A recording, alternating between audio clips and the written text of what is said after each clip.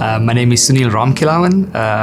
I'm the CEO of the Energy and Resources Division at Thebe. It's one of the largest divisions at Thebe. Two core pillars, petrochemicals. We own 28% in Shell South Africa across the value chain. On the power and infrastructure side, we have the renewables energy portfolio. We have 12 projects at the moment delivering power to the grid. 7 wind, 5 solar projects, approximately 1 gigawatt of power, currently supplying the grid with a market share of about 16%. Projects are spread geographically around the country, mainly on the wind and on the solar side.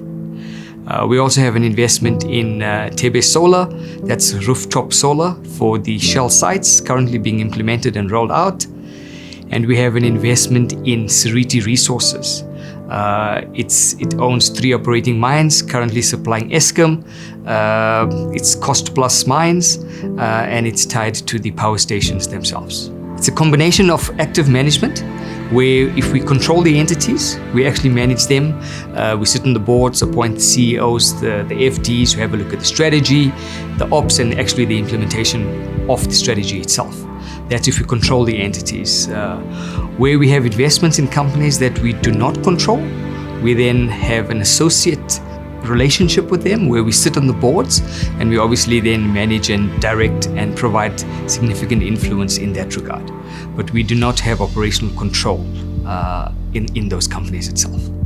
So for example, if you have an investment with a shareholding of more than 50%, then you would control. Whereas if you have a shareholding of less than 50%, you would not control, but you would have significant influence in the entity itself. For us, we're long-term investors. So for example, we invested in Shell now for the last 19 years. Whereas if you had a private equity fund, it's usually a 5 to 7 year period. They make the investments, turn the investments around, change the management team, increase the value, and then dispose of the investment after 5 to 7 years. But we actually hold on to the investments. What actually happened is, because we operate like a private equity, but we are not private equity, we obviously need capital to actually invest in our entities and our companies. Whether it's seed capital for startup entities, whether it's capital for investments in mature entities, greenfields, brownfields, it just depends on the investment and the type of transaction we want to do. And that's when the relationship started with RMB. Started way back in 2011. That was the first time we actually met with the teams. Very interesting. So the relationship goes back almost 10 years. We met with the team, great team, very astute, very reputable, very knowledgeable. And when we had a discussion with the guys, we said, listen, let's get the ball rolling. Let's try and see if we can do something together. And that's when we started the relationship. When we have a discussion with RMB, it's not only about what we actually need or what we actually want.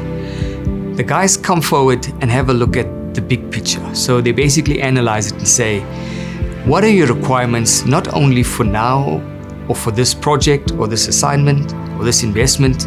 Let's just understand your strategy. So they take the time to understand your business. They take the time to understand what you're trying to achieve, what are your objectives, and with that in mind, they basically then craft a solution. They craft a structure, they craft the investment, the proposal, and that's what's critical for us. So it's more of a partnership that we have with them.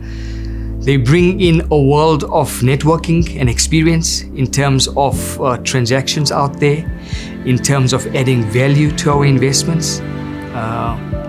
I think from that point of view, they are definitely solution orientated. So we finally signed the first agreement with RMB in 2013, where we raised a 400 million rand facility from them at the time. It was the largest facility that we'd raised at Thebe in 2013, and it was RMB and a consortium of funders that actually provided that facility to Thebe at the time. Yeah, and I mean, just in terms of the commitment and the dedication of the team from RMB, I must say it was awe-inspiring. We then used that seed capital, the 400 million rand, we call it a balance sheet facility, to invest in several of our investments across the group in energy and resources and in services. Thebe and RMB are aligned with values. I think that's one of the critical elements of the success of the relationship. And we are both companies that are driven and drive success very hard. To be the best, you need to partner with the best. And RMB and the team have definitely demonstrated their competence and the capability over the many years that we've been involved with them in several projects. Just in terms of the projects themselves, the funding, the capability, the competency that the guys bring to the table, it's actually world-class in terms of advice, networking, and structuring of transactions that the guys actually deliver. So from that point of view, they are an extremely capable and competent partner to us.